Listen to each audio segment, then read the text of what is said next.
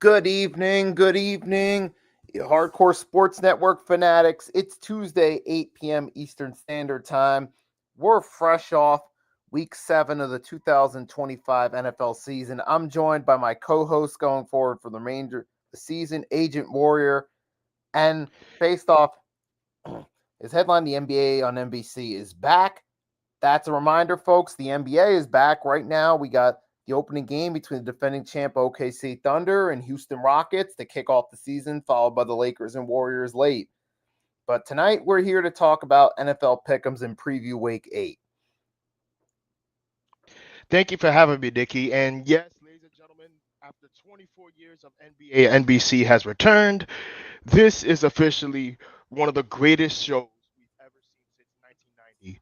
And when I heard NBA or NBC was announced this year, I feel like the world was officially started to heal. And no, I'm not wearing my Giants hat today. I'm wearing my Brooklyn Nets hat because the first off that we play against Charlotte tomorrow, and two, the NBA season's back.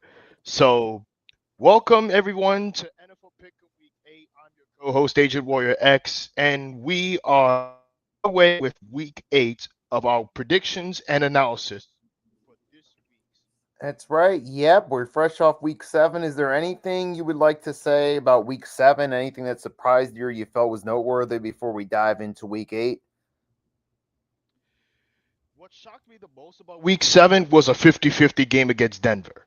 This has to be the most shocking comeback anyone has ever seen since the Falcons and the Patriots. And to be honest with you, in my perspective, it was really a tough loss. But at the end of the day, we have nothing to blame but the bad coaching at the very end of the second half.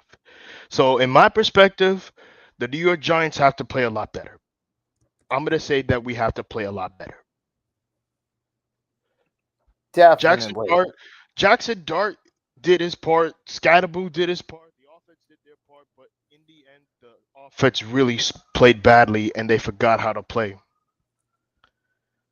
Yeah, definitely. And you got to start for teams that do play the Broncos going forward, they got to take note that they're a team that gets hot in the fourth quarter. Both our teams, respectively, went into the fourth quarter with leads and ended up losing in the end. So that's a We note both right found there out to the really hard way. please. We both If you're found out playing the the hard Denver way. Broncos, watch. All right, give it one moment, folks. Resetting his mic and No, no, no. I just muted. I just muted. but yeah, with that being said, though, that was in for the Eagles. The game against the Vikings was perfect because it proved they made the right decision in the 2021 offseason, sticking with Jalen Hurts over Carson Wentz. Because we saw Wentz looked out of sync with the two picks and a lot of times under or overthrowing receivers. And ironically, he helped the Eagles out too, along with Jalen, AJ, and Smitty. I couldn't agree more with you on that one, Nikki, because after disastrous Thursday night, which I was pretty much shocked because I was expecting Philly to win on Thursday night, they immediately bounced back against Minnesota, which I wasn't too surprised that Carson Wentz was starting over JJ McCarthy because McCarthy was still hurt during that time. But in the meantime, I would say that this, in my opinion, would have to be the most shocking, the most not surprising thing because Philly does what Philly does things. It's right. And they have that great talent there that helped them out. So that's that. Now if you're ready to dive into week 8, let's dive into it. We start Thursday night. The Los Angeles Chargers host the Minnesota Vikings at SoFi Stadium.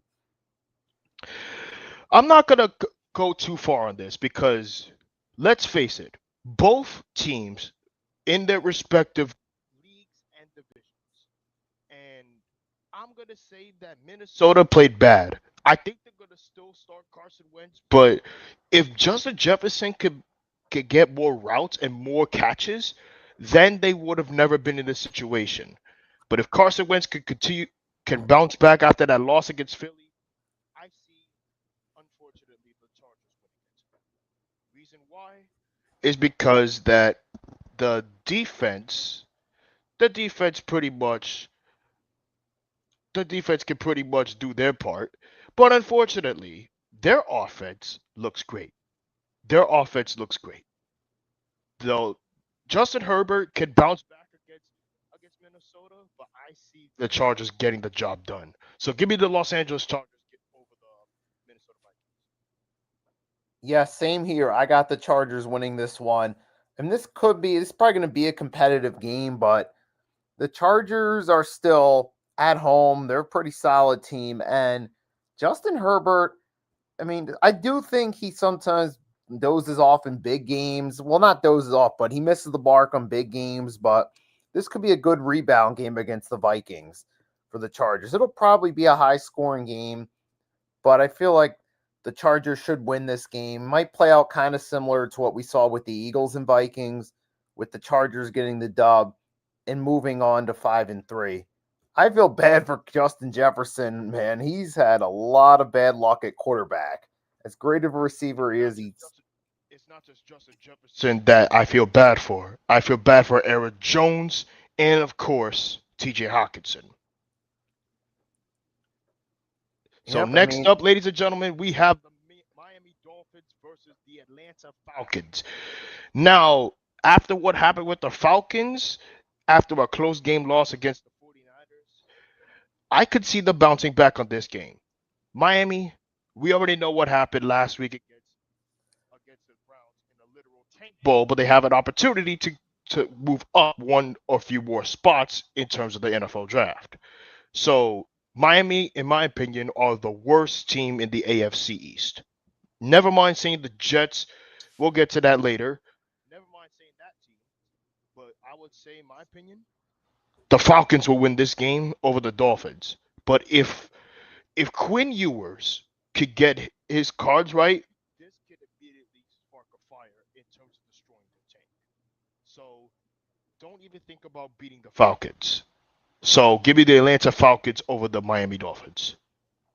Yeah, I'll have to go with the Falcons in this one because the Dolphins are just a complete dumpster fire. Falcons are kind of so-so, but this is one of those games that favors them because the Falcons one of their strengths is their defense. Their offense obviously still has work to do, but their defense should be good enough to beat this Miami Dolphins team because we've seen Tua's regress this year, and he's looking not like he's got his bell rung too many times, and it's messing up his play on the field. And the Falcons defense, this should be a great game for them, and it should be good enough to beat the Dolphins. Because I'm telling you, Michael Penix Jr., in my opinion, looks like a good start after Kirk Cousins came on the field. When Kirk Cousins came on the field, I don't even know why the Falcons even paid for him. But in my perspective, I think, in my opinion, they should have never paid for Kirk Cousins. No, and it felt like Penix was a bit of a reach in the first place. So I get, obviously, they wanted a quarterback for the future, but they should have just had that be the plan from the start right away. It kind of looks like they brought in Cousins and then maybe had second thoughts, and that's why they went with Penix, but they botched that whole situation, creating that controversy. They should have just had a plan on going for a quarterback in the draft and just stuck with it and gotten a veteran backup like a Jacoby Brissett or somebody or whoever was on the market. Like Gardner Minshew or Russell Wilson, Jameis Winston, right? You name it. Exactly. That would work perfectly with a young quarterback, but it just feels like the Falcons botched that whole thing. But the Dolphins, you think the Falcons botched their QB situation. The Dolphins botched their whole team in recent years. And now they're stuck where they're at. And not only that, but we're hearing a lot of rumors about Jaylen Waddle being traded to Buffalo or New York.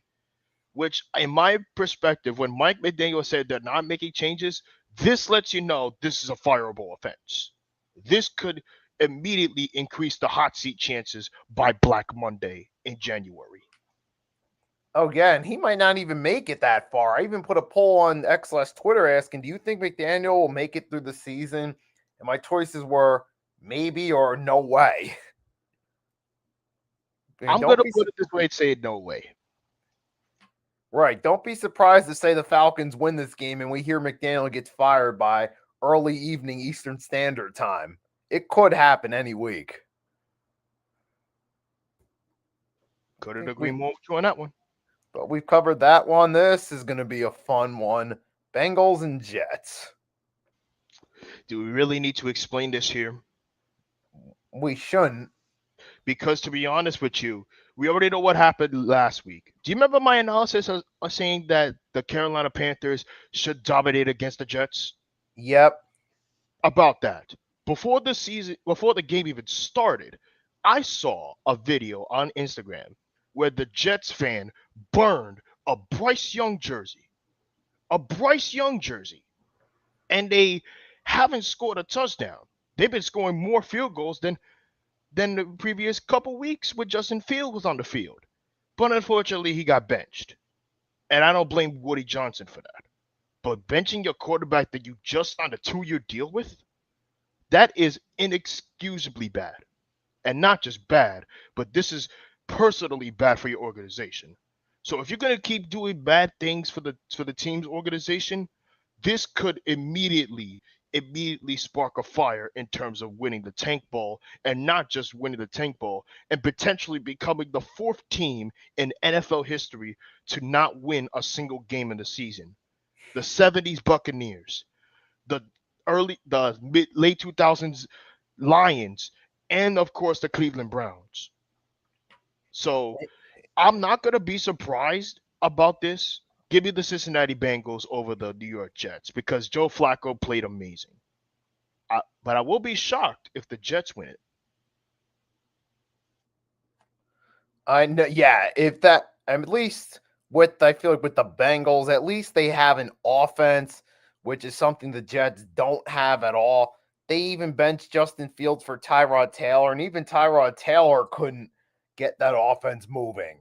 That's how bad it is. And the Bengals, we know they have a suspect defense, but if they can win games against teams like the Steelers or teams like the Jaguars, I'm sure they can win this game against the Jets. Flacco's got the right talent around him to at least win some games, this being one of them. So I'll take the Bengals to go to 500 and the Jets to fall to 0-8. We've seen a similar movie before that.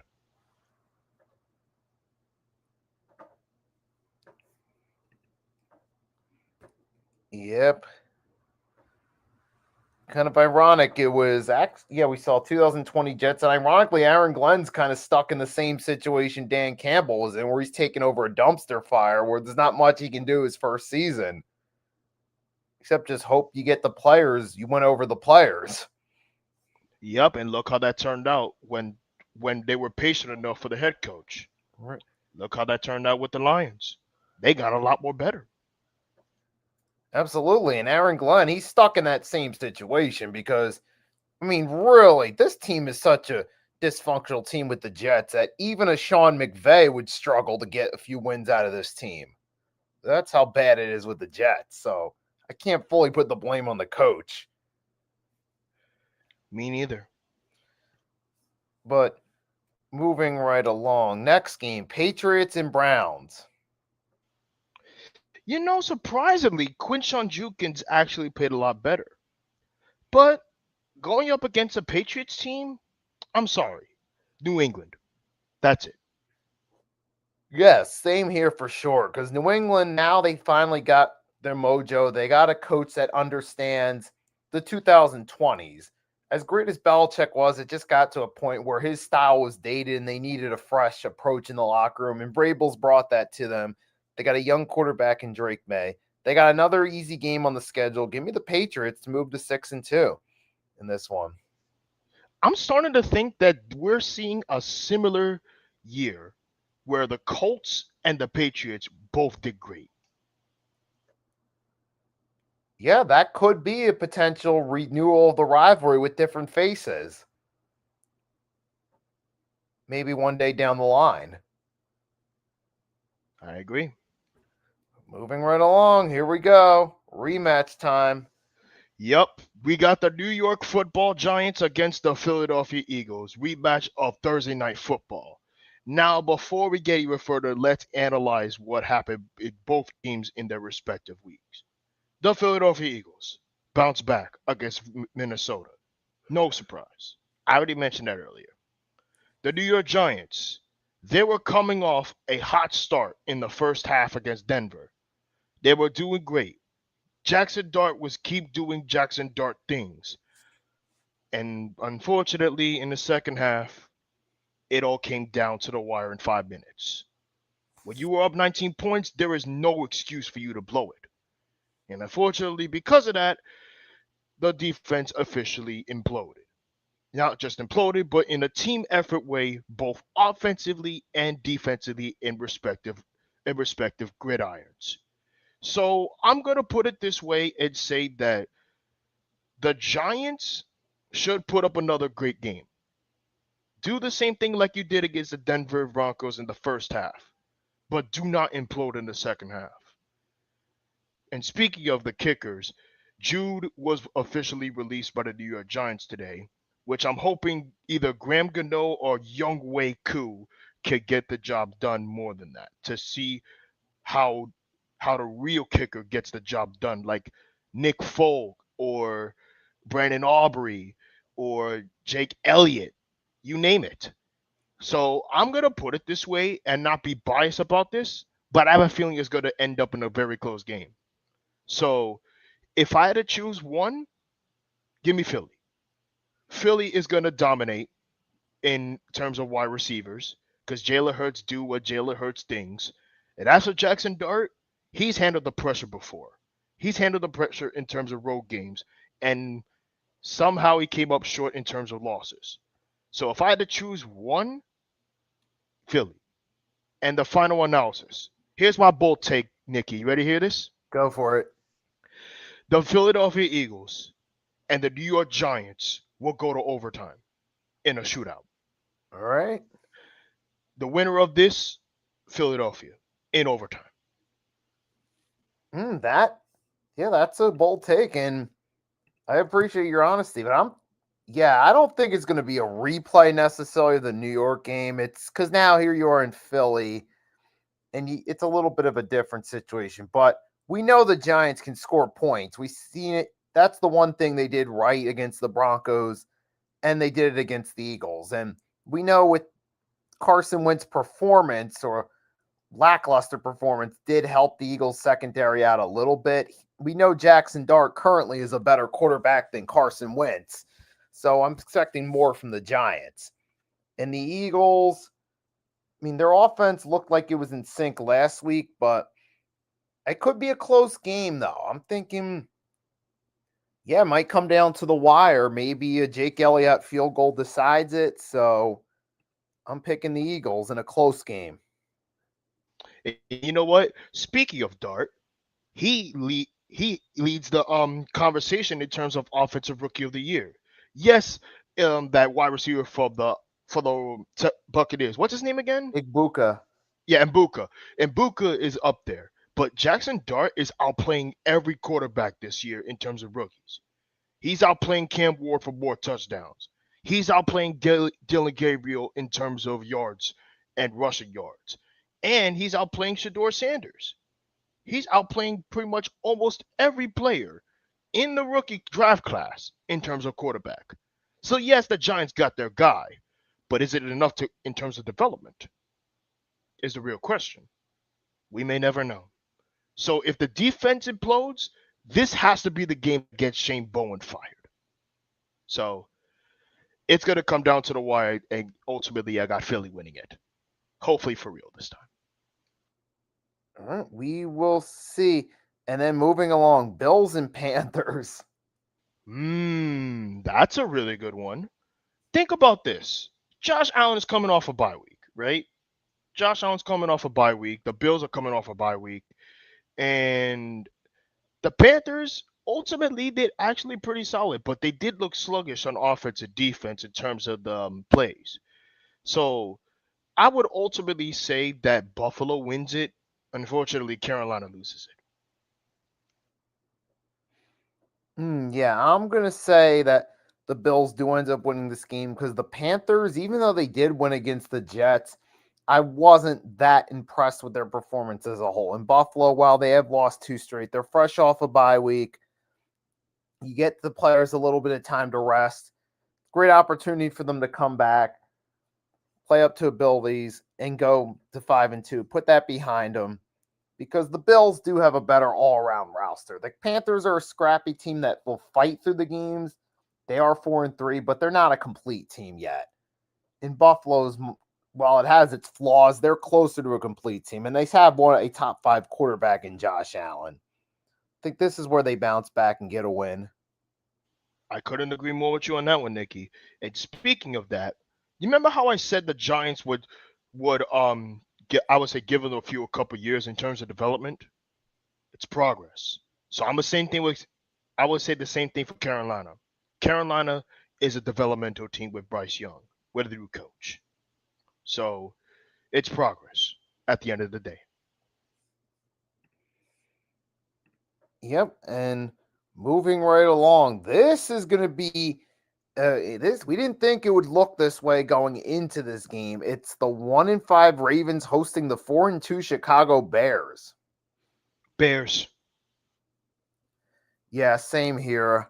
I'm not confident in the Ravens. This is the year where everything all of a sudden finally fell apart. And not just falling apart. I'm going to put it this way and say that this is one of the most disastrous seasons I've ever seen in terms of Baltimore sports. We have the Orioles going from first place last season to immediately crumbling to the Yankees.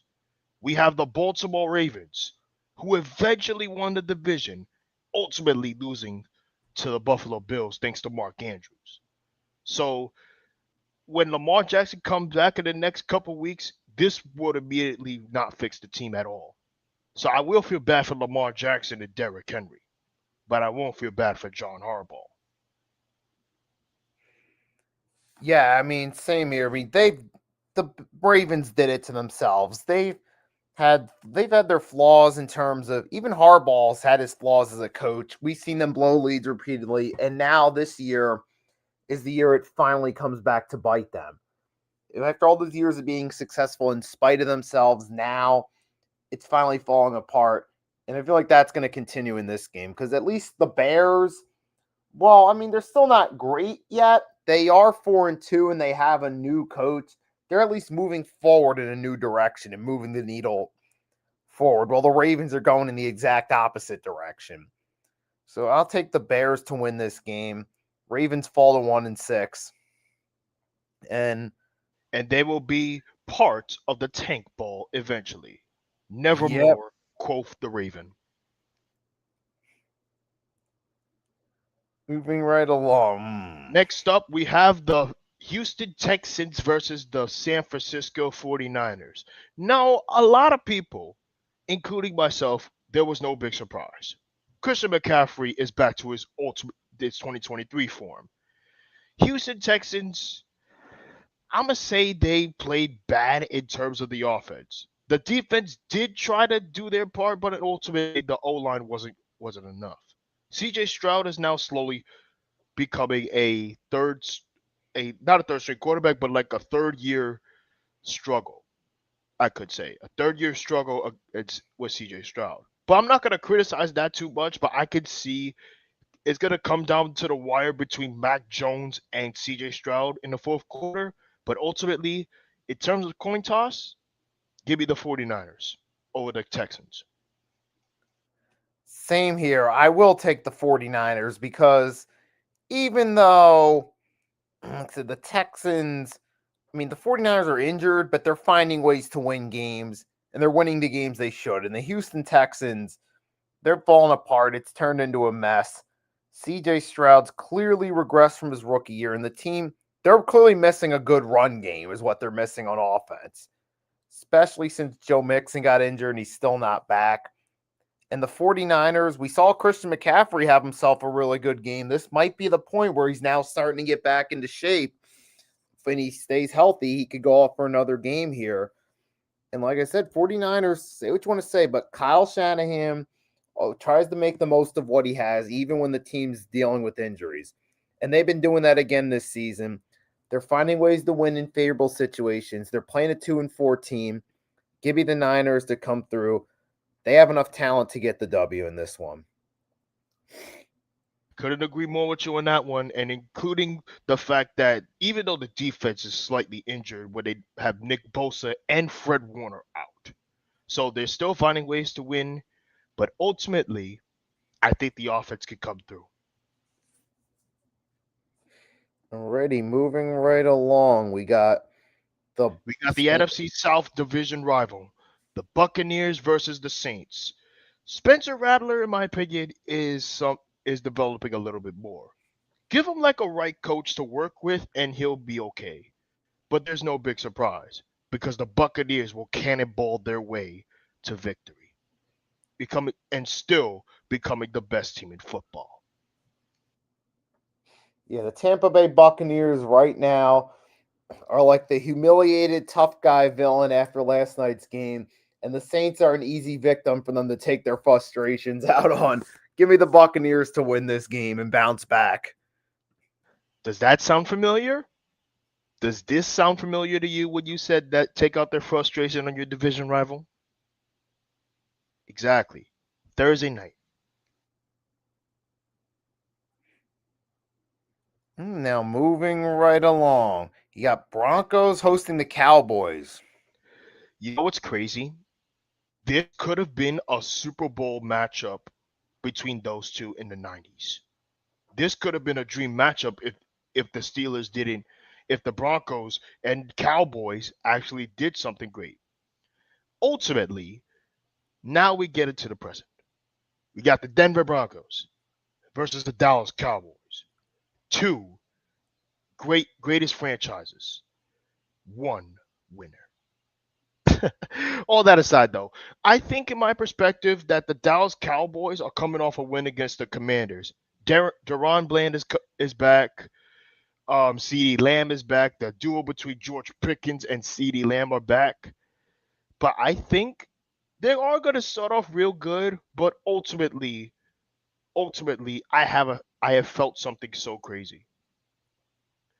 Do you remember how the Denver Broncos came back against the Giants last week? Yep. I have a feeling they might do the same thing come the fourth quarter because Bo Nix might do something really crazy to give the ball multiple times to Cortland Sutton. And of course, the defense will pick off Dak Prescott. So ultimately, it's going to come down to the wire, similar to we saw on Sunday. So ultimately, I would say give me the Denver Broncos over the Dallas Cowboys. We've seen the Cowboys defense were complete trash for the past couple games in fourth quarter situations. So in the end, at the end of the day, give me the Broncos over the Cowboys.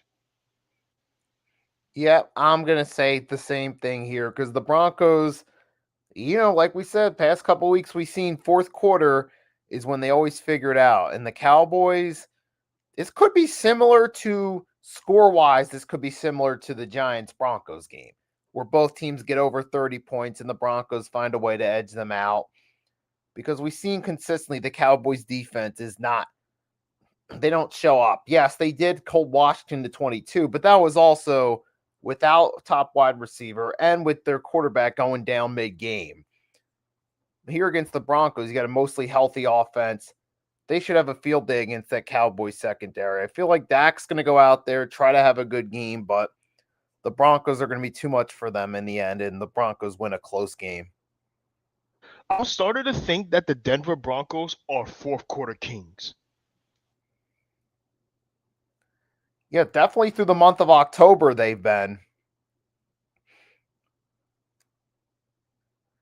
Now we'll see how that continues throughout the season, whether they keep being fourth quarter kings or do they play well throughout the entire game. Something that remains to be seen. But for now, got the Broncos beating the Cowboys.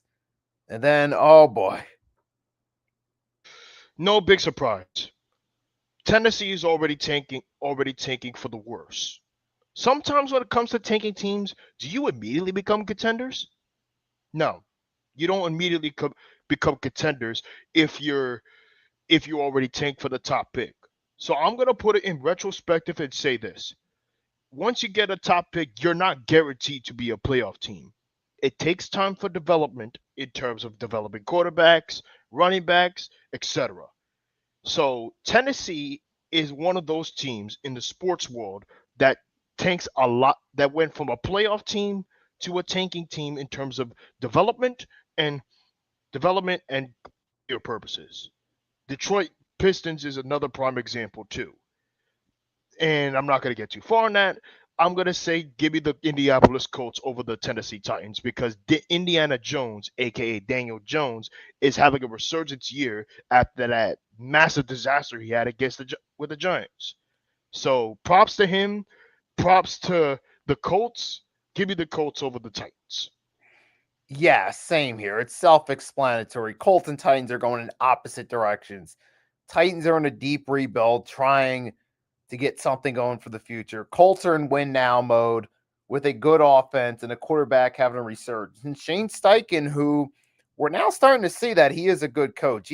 Last 2 years without a quarterback that fit the system, they still were in the mix throughout the season. Now year 3, he's got the right quarterback for his system.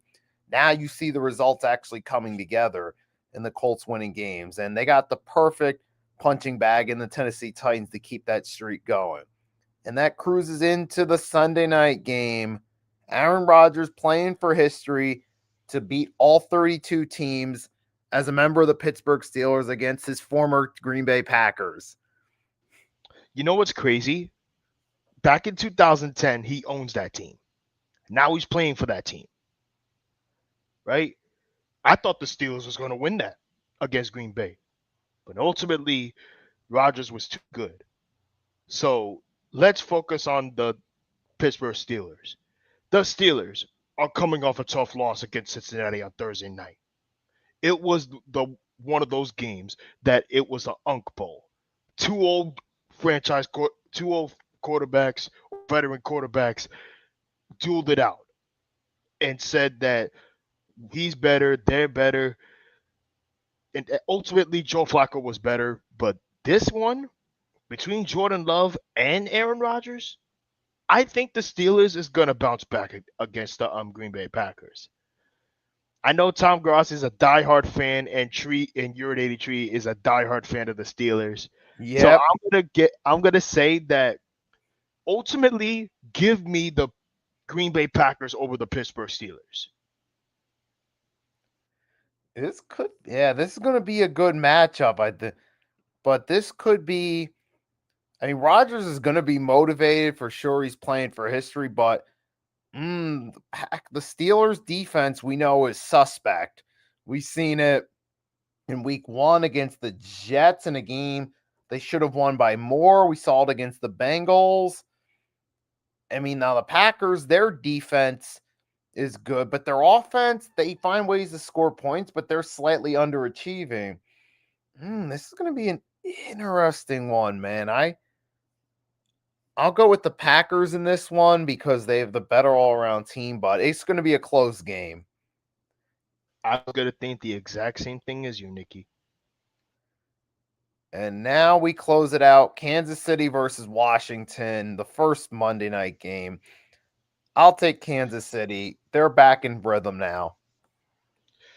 Let's start with the analysis first on one of the teams.